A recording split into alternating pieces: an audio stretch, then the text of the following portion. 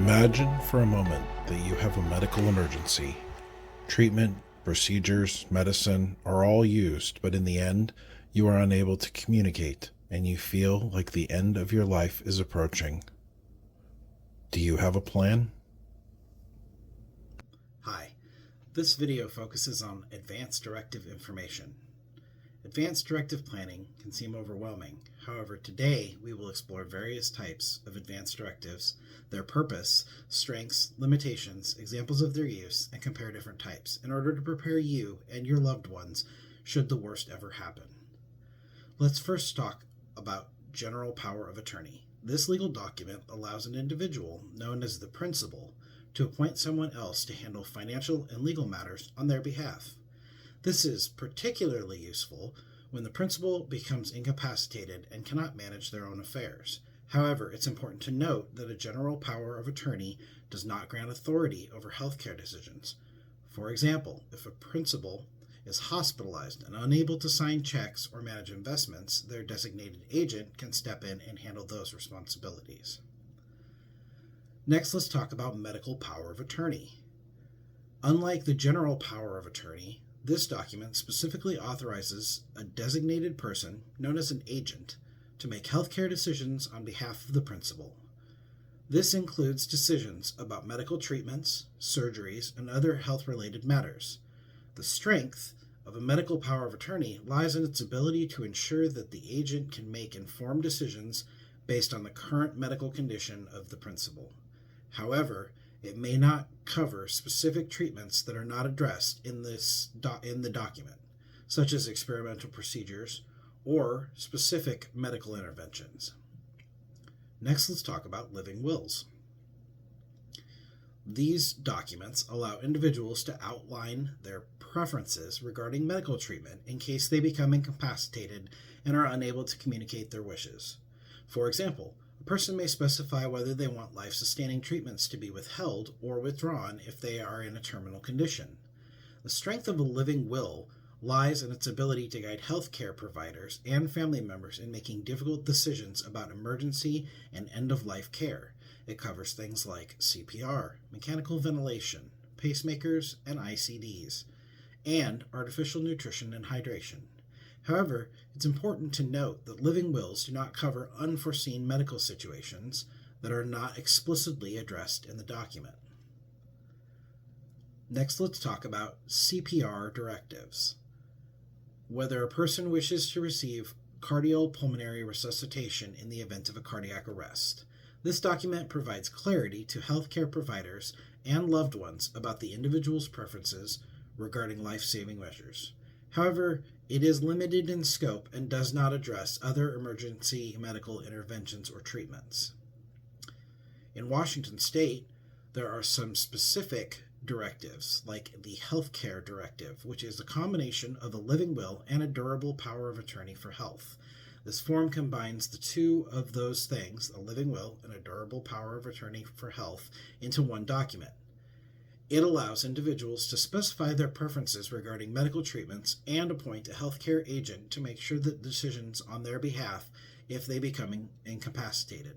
Another state-specific document for Washington State is a POLST form, a physician orders for life-sustaining treatment. The POLST form is designed for individuals with serious illness or frailty.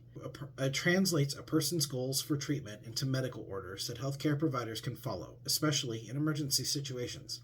It covers whether you want a provider to attempt cardiopulmonary resuscitation, or CPR, whether you want intubation, antibiotic use, and IV fluids, and whether you want medically assisted nutrition, such as feeding tubes. In Washington State, there's also a durable power of attorney for healthcare. This form specifically designates a healthcare agent to make healthcare decisions on behalf of the individual if they are unable to make these decisions themselves. This is a unilateral document and covers all medical decisions. Next, let's kind of compare the directive types. Advanced directives encompass several key documents that individuals can use to plan for future healthcare and legal actions. A living will allows individuals to outline their preferences for medical treatment in specific situations such as end-of-life care. It serves as a guide for healthcare providers and family members when an individual is incapacitated and unable to communicate their wishes. In contrast, a medical power of attorney designates a trusted person to make healthcare decisions on behalf of the individual. This document is particularly useful when medical situations arise that are not explicitly covered in a living will, empowering the designated agent to make informed decisions based on the individual's values and beliefs. The general power of attorney grants authority to a person to manage financial and legal matters on behalf of the individual. It does not have a medical component to it. It is effective while the individual is competent and can continue to manage their own affairs, as well as if they become incapacitated. Its broad authority in handling financial transactions, property management, and other legal matters. But again, it does not cover specific medical care decisions. CPR directives, on the other hand, focus on specific preferences regarding CPR in emergency situations. They provide clear instructions to healthcare providers about whether the individual wishes to receive CPR if their heart stops beating or they stop breathing. Each type of advanced directive serves a unique purpose in guiding medical care decisions, ensuring that an individual's preferences are honored even when they are unable to advocate for themselves. This comparison highlights how each type of advanced directive, serves a purpose, a specific purpose, whether in medical care decisions, financial or legal matters, or emergency healthcare situations. For those who are interested in learning more about advanced directives, there are several resources available.